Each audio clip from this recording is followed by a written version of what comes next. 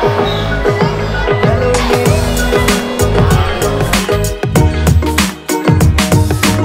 yung sinasabi kong ganda ng quality ng tuna at ng salmon nila.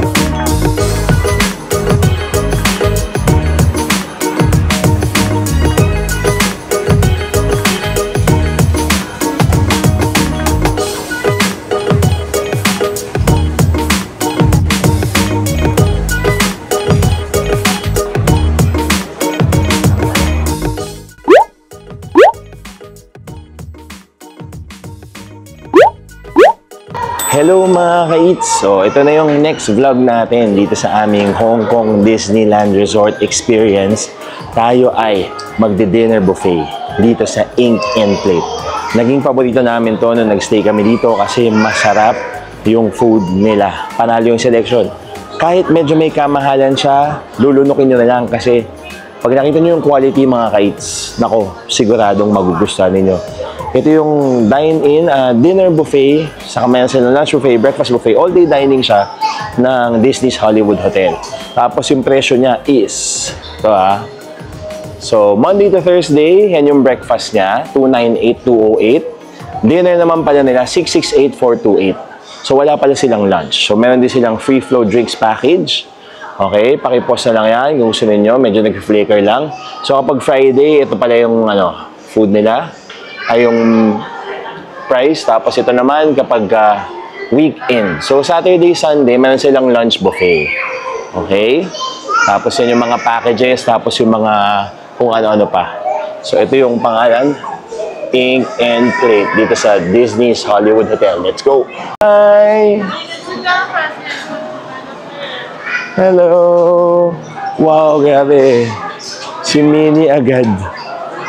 Welcome sa atin. At dito rin kami umupo nung first dinner namin. You remember this spot? Yeah. We sat here too. And I was welcomed by Minnie Mouse lang naman. Gabi. So, medyo maaga-aga pa or may araw pa kasi late yung sunset dito. Or mga 6:38 yung sunset. Tara, ikutin na muna natin yung buffet selection nila. Let's go!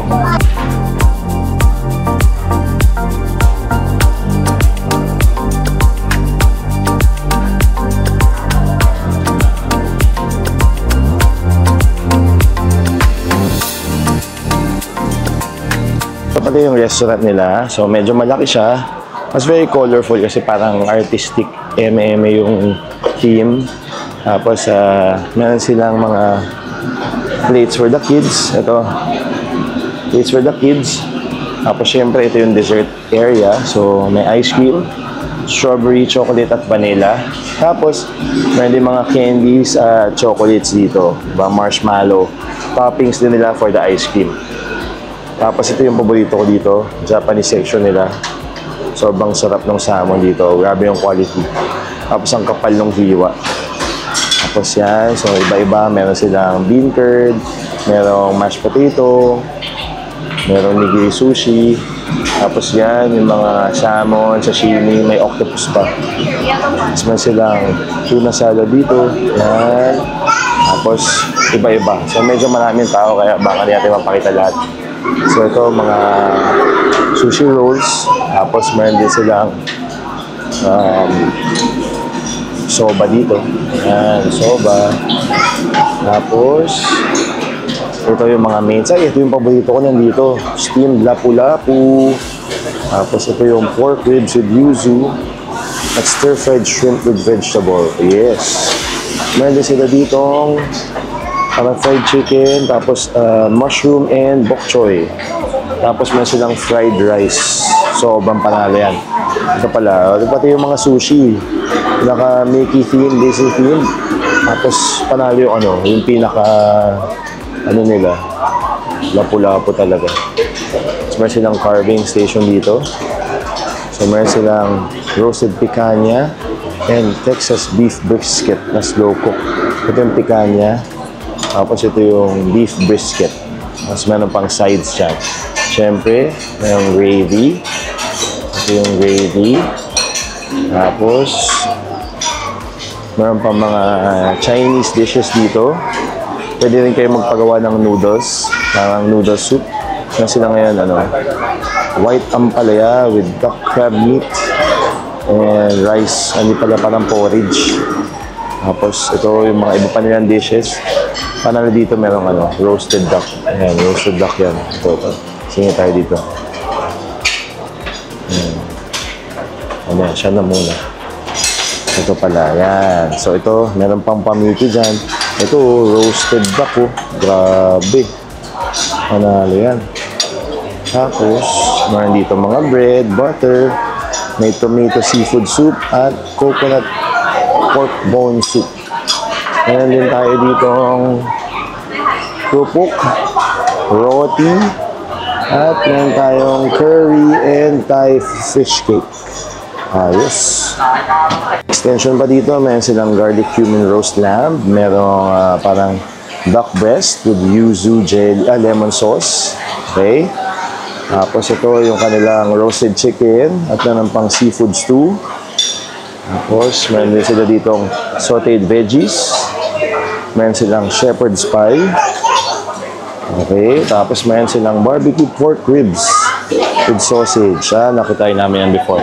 Tapos yung pizza nila, grabe, panalo yan. Masarap yan. Don't skip that. Ito rin. Tapos, ang highlight dito, meron silang snow crab. Diba? Naku, yan yung sinusulit ng mga tao dito. Meron din clams, meron silang shrimps, mussels, at meron silang mga salad dyan. Tapos, mga cold cuts, cheese, at syempre more greens. Maganda dito, may drinks na rin nakasama. So, meron silang mga tea, saka hot water pala to, tea and coffee. Tapos apple juice, orange juice, and oolong tea. Tapos syempre meron tayong fruits for the health. Tapos ito na, kumpletuhin na natin yung ating tour. Ito yung kanilang lineup of desserts. Daano na lang natin. Isa-isayin natin mamaya kung kaya. Meron pang pa 20th year na dessert. Diba? Anib na anib talaga. Ang ganda. Very well thought of. Tapos ito, masarap to. Ito na-try din namin to before. Tapos yan, choco mousse. Tapos cherry crumble. Dito sa Ink and Plate sa Hong Kong Disneyland Resort sa Disney's Hollywood Hotel.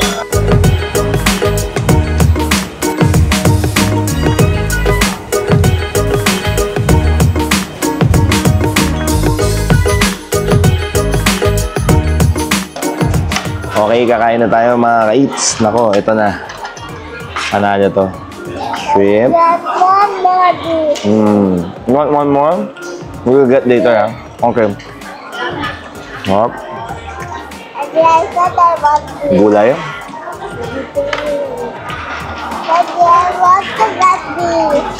You have to wait for him. Daddy's eating pa. Wait lang, ha? Okay? Yuzu. Of course. Ang sarap.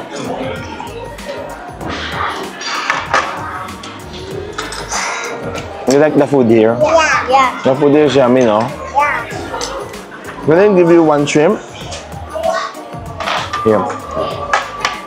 Okay. Wow. Kahit mahal siya, yung quality. Sarap. Hindi matatawaran. Yung kanyang Japanese, saka yung kanyang Chinese food.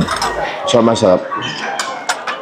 Tapos nakakatuwa kasi siyempre, Disneyland, very kid-friendly. From nag-enjoy talaga mong pamilya. Parang mga nakasabay namin dito, simula apo hanggang sa lolo at lola. Pagka kumakain dito, or pag napupunta dito sa Hong Kong Disneyland. Yung mga local.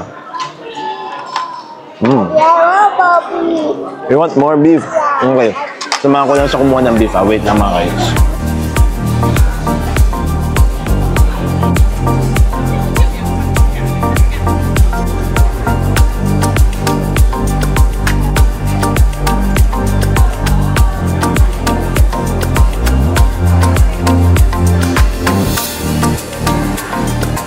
Ito yung sinasabi kong ganda ng quality ng tuna at ng salmon nila. Sobrang ganda. Tapos, kumuha ako ng pizza kasi masarap yung pizza dito. Meron din silang beef brisket. Tapos yung picanha na grabe yung pagkakaluto. Perfect na perfect. Saka naman yung plate ni Bianca na Japanese din talaga. Panalo yung Japanese food dito, no? Yeah, yun muna yan. Tapos move on tayo to the next. Yes, Yeah. we're busy. Grabe mga kids, talagang nakakatuwa dito. Tapos kahit yung kids namin, ganado kumain eh. Yung mga kinuha ko nga, parang kinain na rin nila. Tapos yung juice ko, para sa kanila na rin yan. No? Share tayo. Pero kanina si Minnie nagpahinga muna. So mamaya after namin kumain, pa-picture-picture na tayo kay Minnie. Kasi nakakatuwa. Kapag nag-dine kayo sa restaurant sila, talagang may nakaschedule na Disney character na mamimit ninyo. Pwede nyong magpa-picture, video, pwede nyong yakapin, high five, di ba? Autograph, no? So, kung sobrang Disney fan kayo, sobrang may enjoy ninyo kapag nag-stay kayo dito. Bonus na siya. Kasi kahit sabihin mong medyo mahal, sulit na sulit pa rin yun kasi mahihil yung inner child ninyo, di ba? Let's eat! Wow, ba? Sobrang fresh. Sobrang ganda ng quality. Panalo. Yung tuna nila, ganito. Okay. Wow. So, dito na yung picanha steak.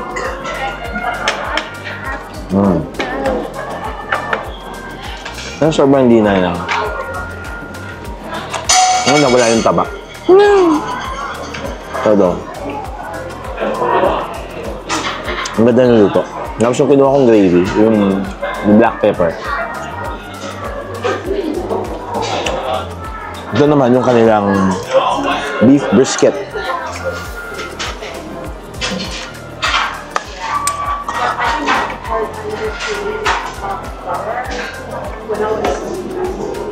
Smoked beef brisket. Ano? Sabi yung taba. Natutunaw lang. Ang sarap. Kaya mas okay yun. Tapos ito naman yung kanilang pizza.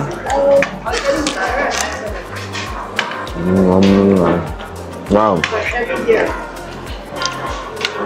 Kaya siyang Hawaiian na may egg salad pizza. Pero medyo weird, pero ang sarap.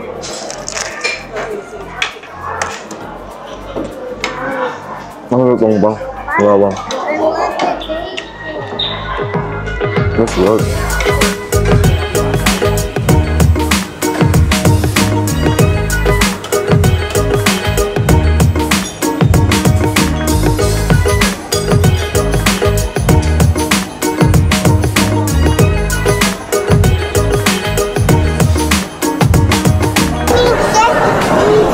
Kukuha tayo ulit. Susubukan natin kung meron na yung lapu-lapu na hinahangad natin. Talagang gusto ko dito. Meron na. Para maubos siya ulit.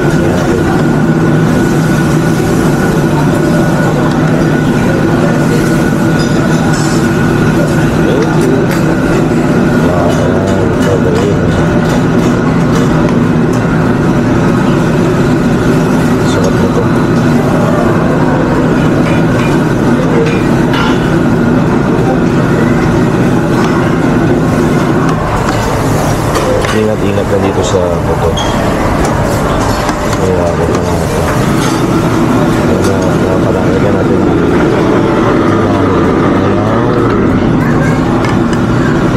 Tapos kuha tayo dito na yuzu porter.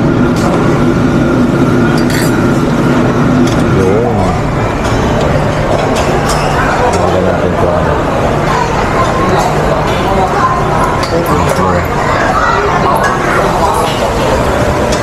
Hi! Kumuha ko ulit ng na beef biscuit.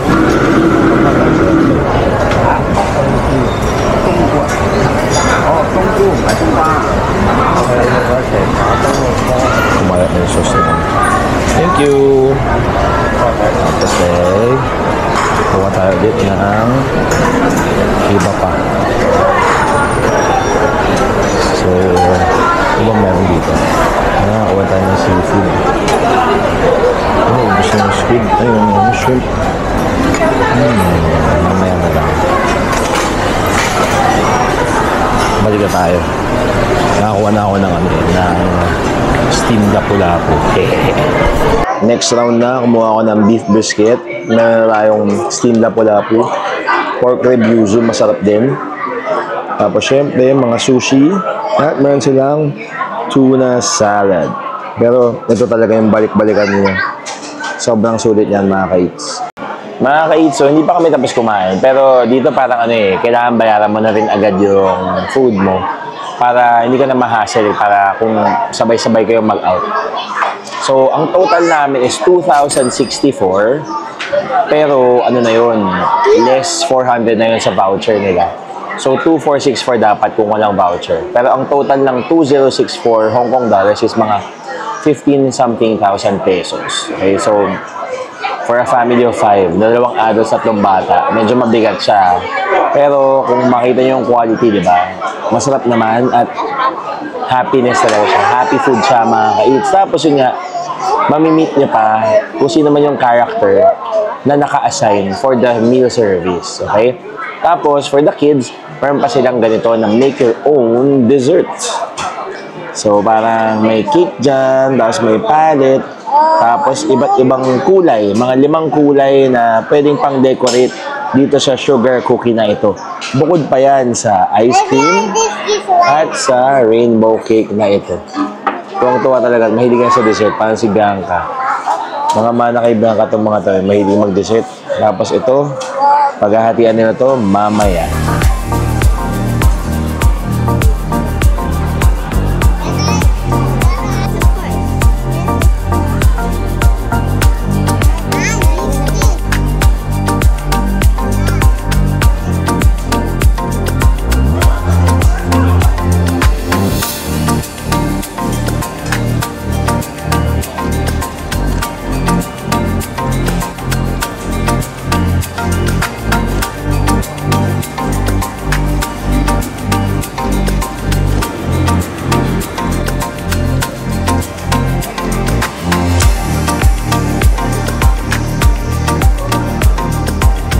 Mga ka-eats, busog na kami. Parang sana mas marami pang space sa tiyan. Pero tuwang-tuwa na yung kids.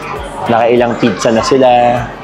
Nakapag-ice cream na. Tapos nakapag-decorate pa sila ng cookie palette from Ink and Plate.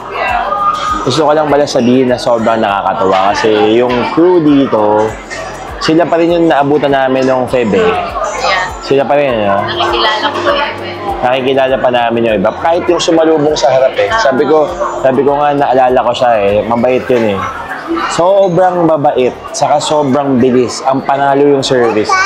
Kakaubos mo pa lang sa plato mo, nawawala na. Ubos, i-dish out na nila agad. Sobrang nakakatuwa. Tapos kanina, tinulungan ako mag-ayos ng table kasi medyo napansin niya. Very proactive napansin niya na ang layo daw ng table sa mga bata. Kaya una, okay na. Hindi, tinulungan talaga niya ako kahit mabigat. Medyo matanda na yun si Uncle. Panalo. Tapos, yung food talaga, quality, Japanese food. Don't sleep on their pizza. Panalo rin yung seafood. Tapos yung carving station, panalo. Brisket, picanha, at nako yung paborito kong steamed lapu-lapu na parang pili ko kukuha pa ako mamaya. Abot si Mommy B. Interview ko si Mommy B wait lang. Abot yung mic sa kanya. Mommy B naman. Mommy B, ano nagustuhan mo sa Ink and Plate sa pagbabalik natin? Yung talaga, yung quality ng food, tapos alam mo talagang pagpasok pa lang, family friendly na siya. So kung meron kayong kids, okay na matry nyo dito. Kakatas ko nga lang mag-peel ng hipon kasi wait. Hello. I wanna say the mascot. And this mascot. Okay, And there's even a cookie. A cookie, no? For That's decorating. right. Yeah, very nice, no? So, kitang-kita nyo naman kung gaano sila ka-excited. Kasi nga, very child-friendly. And hindi lang pang bata, pang matatanda din. So, Nasa kami Disney na talaga eh. Yes. And there's even cake on it. Cake, right? Cake on it. Yeah, tuntua siya sa dessert. Kahit yung dessert. Tapos, meron din sila mga desserts na may decoration for the 20th anniversary. So, excited akong matry yun. And we decorate the cookie. And we decorate the cookie and I have cake. Okay, Mommy's turn. Okay, thank you, Mommy's turn. So, yun nga, going back. Yung pinaka nagustuhan ko talaga, yung Japanese section nila. Yung duck nga, actually, ang dami ko nakain with the plum sauce kasi masarap siya talaga. And yung kanilang carving station. So talagang okay na okay dito. Sulit din naman siya kahit na alam nating mabigat siya sa bulsa. Kasi hindi ka naman laging kakain dito. Pag nagstay ka sa Disneyland, pwedeng-pwede kayong mag-dinner or mag-lunch dito. Ito na yung cakes na kinuha ni Mommy Bianca. So parang pavlova ata yan. Tapos parang ano to, Napoleonis. Tapos ito, Chocolate cake. triple chocolate cake. Parang dark milk at white. Happy 20th year, Hong Kong Disneyland.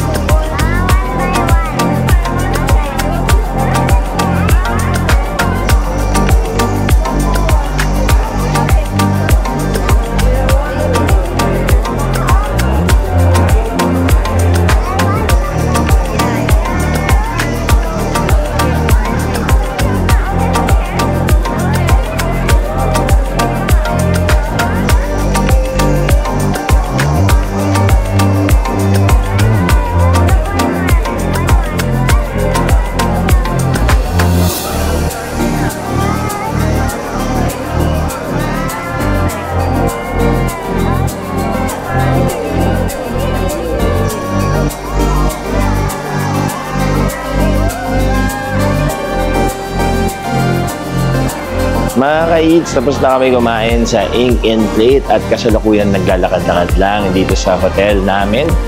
So ito yung kanilang parang medyo bar type seating siya na anak ko. So the Archivist. Parang ano siya, dedicated siya sa Marvel. So ito, Iron Man, ganyan. Tapos mga display niya sa loob, mga Infinity Stones. Yung mga parang nandun sa mga Marvel movies. So ang ganda niya. Nakakaya na pumasok kasi parang medyo masungit yung server. Tapos ito naman, papasok tayo sa Celebrity Gifts kung saan meron silang mga merch. So ito yung mga merch nila, mga ka-eats. Ang cute. Ito yung mga 20th year merch. O, diba? Yun eh, oh. May mga shirts, may mga stuffed toys, may mga dresses, tapos mga amenity kit. Merong souvenir medallion book. Tapos, ito yung Monopoly. Ay, grabe. Magkano kaya ito? Kasya pa ba ito sa bagay natin? 599 Hong Kong dollars. Ang cute. Ito yun, ito yung set. Beans, ito yung loob, oh. Monopoly. They even have a...